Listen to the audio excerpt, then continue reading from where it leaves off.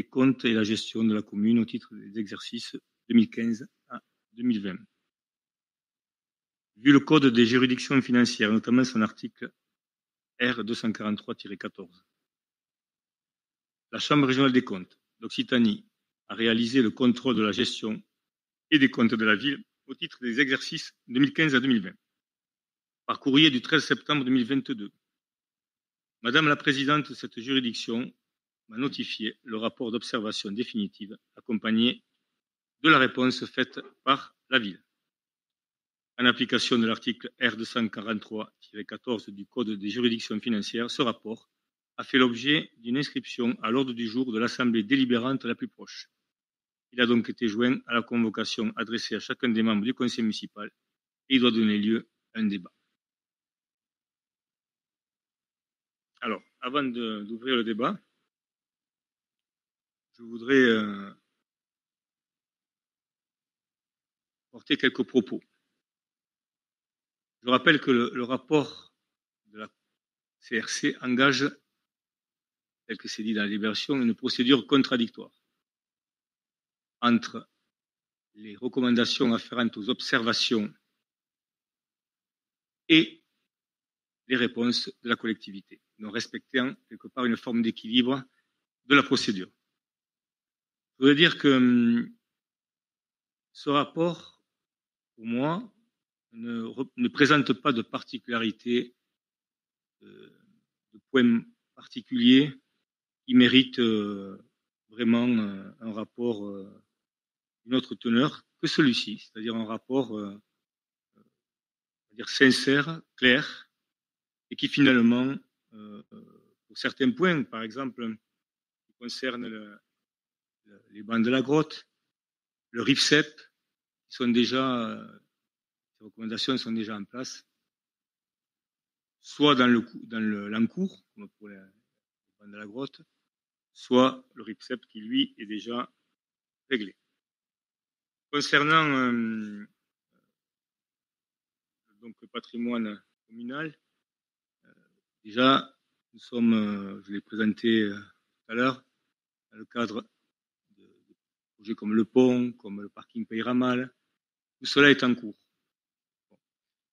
Par rapport à cette municipalité posée depuis 2 ans. Quant à la municipalité précédente, je vais vous laisser vous exprimer après, je ne trouve pas que ce rapport soit un rapport corrosif ou à charge concernant cette municipalité. Il y a toujours des points qui peuvent être relevés, mais dans les réponses que nous avons produites à la Cour des comptes, je crois que tout a été dit. Voilà. Donc, je n'ai pas pour habitude de critiquer les gestions précédentes dans mes propos, parce que il est difficile, nous sommes tous ici, tous élus, en gestion d'une collectivité. Il est difficile de gérer une collectivité, surtout par ces temps-ci, avec une ville, et je le rappelle, qui a subi comme des crues en 2013, nous ont fortement endommagés, une crise Covid qui vient derrière, donc une ville qui est endettée, nous le savons. Mais malgré ça, je pense que les élus font le maximum pour répondre à l'usager, tel que la confiance qui leur a été donnée peut être respectée.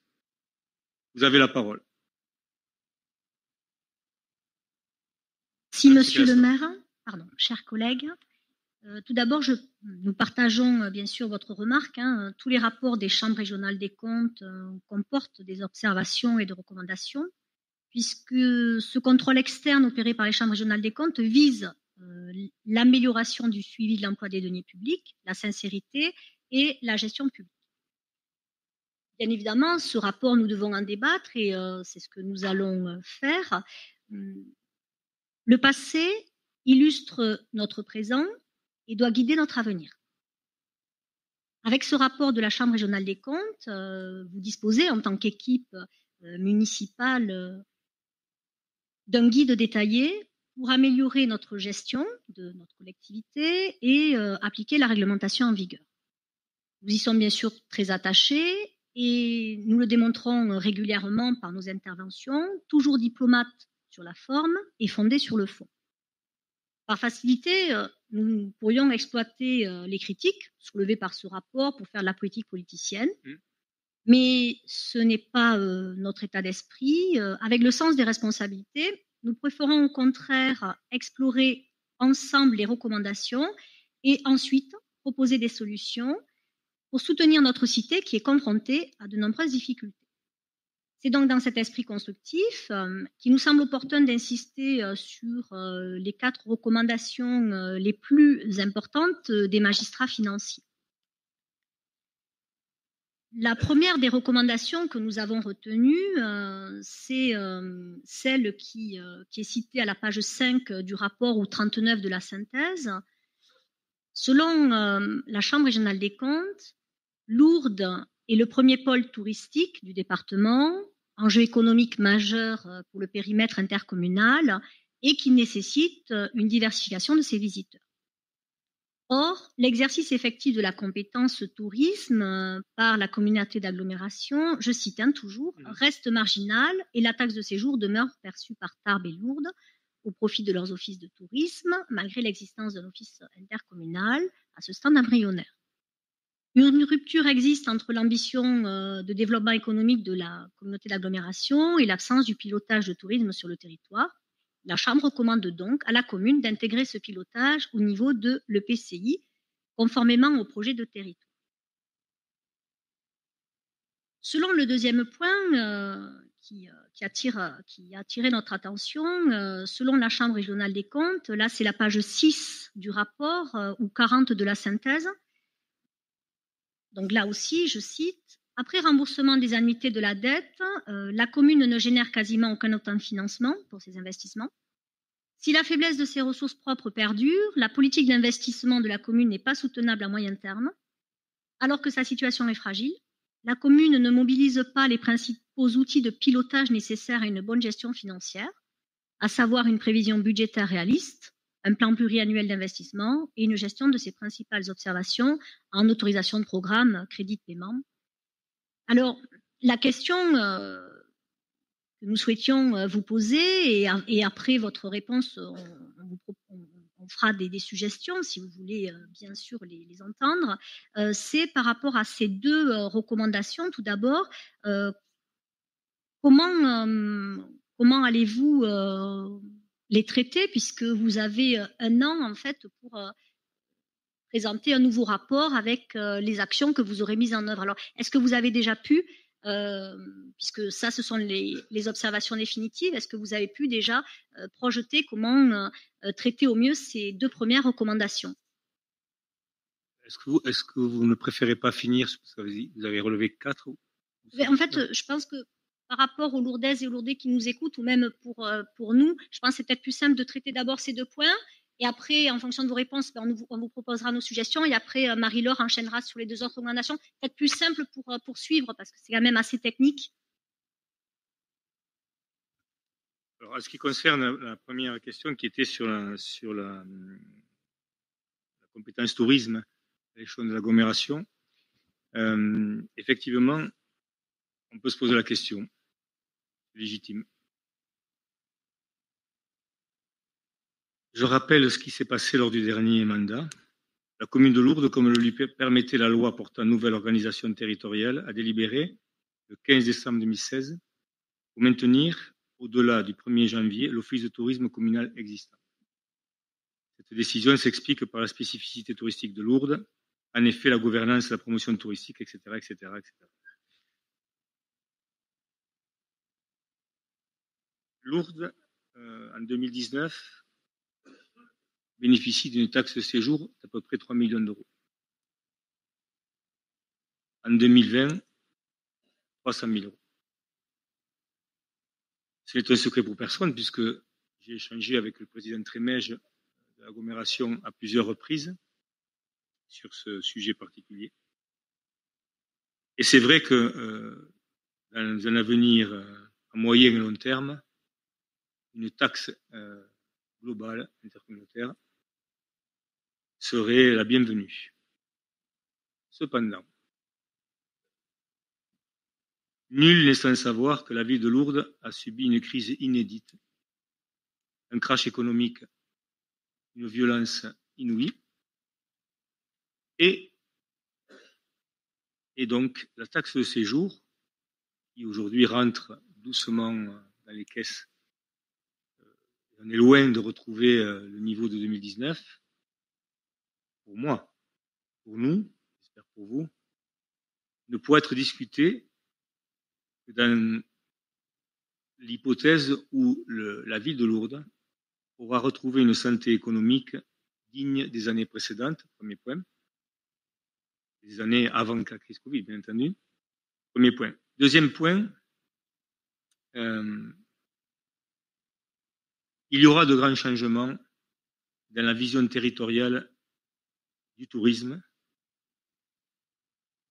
dans les années à venir, forcément, puisque partout, dans tous les domaines, on travaille sur la mutualisation des moyens, sur la territorialité. Et ici, en lieu et place de ce palais des congrès, un palais des congrès auditorium verra le jour. Et j'espère que nous allons arriver à ce que j'ai proposé au président Trémège, mais qui a l'air d'accord, c'est d'avoir un outil à l'intérieur pour le piloter, qui soit un office de tourisme, qui fasse vivre cet endroit, avec peut-être une refonte des statuts et une vision différente. Ça veut dire que nous serions engagés, cet outil de territoire, puisque cet auditorium palais des congrès ne sera pas celui de la ville de Lourdes, je le répète, mais celui de la communauté d'agglomération Tarbes-Lourdes-Pyrénées, mais bien plus que ça, l'outil d'un territoire.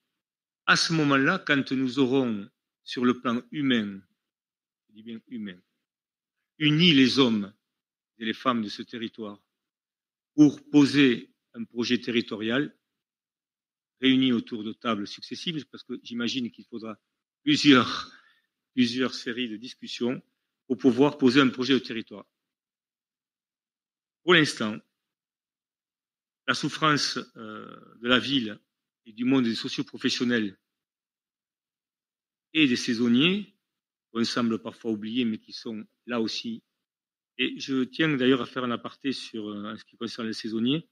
Le Pôle emploi ici bénéficie de dispositifs extraordinaires, lourds, dédiés aux saisonniers. Donc, on peut aller à la maison en service, maison guichet du saisonnier qui va devenir maison du travailleur saisonnier, qui est en cours, et être fléché vers les dispositifs du Pôle emploi. Donc, ça veut dire que quand la ville souffre, que l'économie souffre, il paraîtrait incroyable de parler d'une taxe de séjour aujourd'hui intercommunautaire, alors que dans les finances de la collectivité, l'impact de la non-rentrée de l'intégralité de la taxe de séjour de 2019 n'est pas encore abouti. Donc ça veut dire que nous pourrons travailler sur cela, je pense, un peu plus tard. Je pense que la Cour des comptes, dans la réponse qu'on lui a fournie, comprendra très très bien ce que nous voulons lui exprimer. D'abord, il faut se soigner, il faut retrouver une bonne santé, une bonne rééducation. Travaillons sur le plan Avenir Lourdes, travaillons sur la destination, sur la qualité de l'hébergement, retrouvons des visiteurs, des pèlerins, et aussi des résidents qui viendront nous aider à retrouver de la fiscalité, avant d'en arriver à un projet territorial, mais qui, forcément, nous ne sommes peut-être même plus là, verra le jour parce que c'est une évidence. Quand vous posez des outils sur un territoire, regardez l'hôpital commun, l'hôpital Tarbes-Lourdes-Pyrénées, qui va très vite devenir un hôpital de territoire. Eh bien, il en va de même pour le tourisme. Je pense aussi au projet vélo, puisque le schéma directeur urbain Lourdes prévoit la villa vélo avec le dimensionnement du vélo, au département, schéma directeur du département, de l'agglomération. Donc voilà, aujourd'hui, par exemple, en ce qui concerne la spécialité vélo, quel que soit le type de pratique de vélo, c'est une affaire territoriale. Donc il faudra que les acteurs du tourisme, les socioprofessionnels, les collectivités se mettent autour d'une table et naturellement, bien, les financements liés aussi au passage des touristes et des pèlerins, la taxe séjour, soit à un moment donné discuté. Pour l'instant, on ne peut pas répondre à ce point-là de manière définitive. C'est impossible. C'est impossible. Vous ne pouvez pas dire à un malade qui est au lit de se lever, d'aller faire un footing. C'est pas possible. On en est là. Donc, mais nous avons échangé longuement avec le président Trémège à plusieurs reprises. Et les outils qu'on va poser sur le territoire seront là pour pouvoir un peu plus tard porter un projet global, même si la participation des villes peut être au prorata. Enfin, tout est possible. Voilà, deuxième point, il s'agit du PPI dont vous parliez, je pense, c'était ça.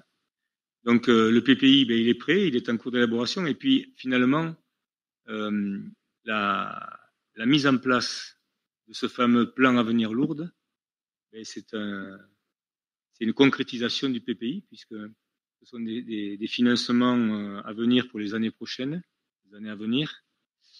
Déjà, 20 actions sur 23 sont engagées sur les 100, et cela va courir sur les mandats suivants. Donc c'est un véritable PPI. Donc, on va dire que les investissements courants feront l'objet de ce PPI. Et puis, le plan Avenir Lourdes permet aussi la rentabilité des investissements et de ne pas se surendetter, puisqu'il y a un comité des financeurs au grand large qui permet évidemment de compenser. Comment aujourd'hui on monte un projet? Il faut de l'autofinancement, il faut des subventions et il faut des soutiens ou du prêt bancaire. Donc le prêt bancaire, il serait dangereux de recourir au prêt bancaire quand la ville est endettée. Il vaut mieux désendetter la ville. Et c'est là, justement, que ce plan Avenir Lourdes est une vraie chance pour la ville pour pouvoir investir, avoir un PPI et transformer la ville tout en étant en difficulté. Mais la gestion que nous avons adoptée aujourd'hui est une gestion économe, comme nous le sommes tous ici autour de la table, et moi le premier.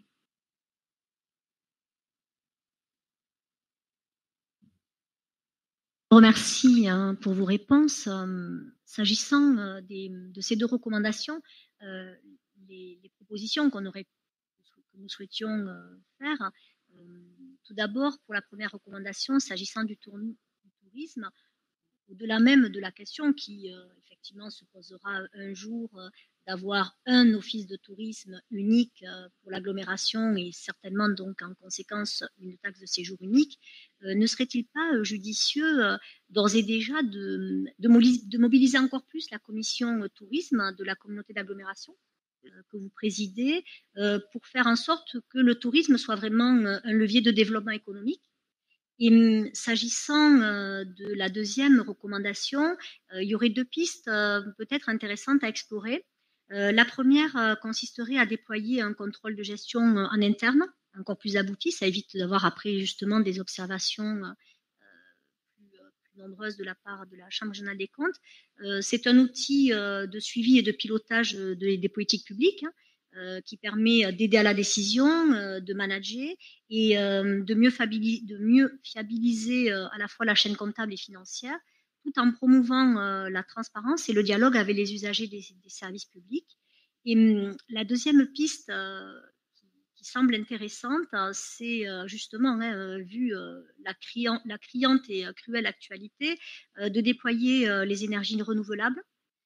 D'une part, ça permet d'agir localement en faveur de la sobriété énergétique, l'environnement, l'économie circulaire. Ça permet de créer de nouveaux emplois en local et de récupérer de nouvelles recettes fiscales en faisant aménager ou en aménageant même directement ou en exploitant ou faisant exploiter des installations de production d'énergie renouvelable. Et cela sans justement augmenter les impôts qui pèsent sur les habitants et les entreprises. Et à ce sujet, le projet de loi de programmation de finances publiques pour les années 2023 à 2027 prévoit un nouveau fonds d'accélération de la transition économique, écologique, qui pourrait, mais justement avec des intérêts économiques, voilà, qui me semble serait vraiment, enfin, qui nous semble serait vraiment très, très intéressant à solliciter. Juste un point sur la commission de tourisme de l'agglomération. J'attends le recrutement, puisqu'il y a eu le départ de monsieur Benjamin Maccioni.